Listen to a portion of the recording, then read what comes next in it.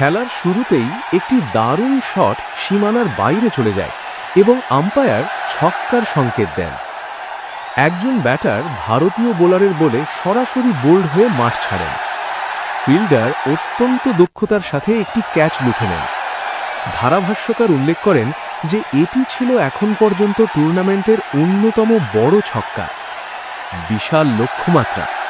সেমিফাইনালে যাওয়ার জন্য ভারতকে তাদের ইতিহাসের সর্বোচ্চ রান তাড়া করার চ্যালেঞ্জ নিতে হয়েছিল, যা ছিল ১৯৬ রান।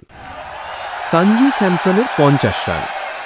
সঞ্জু স্যামসন একটি ৪ মেরে নিজের অর্ধশতক পূরণ করেন।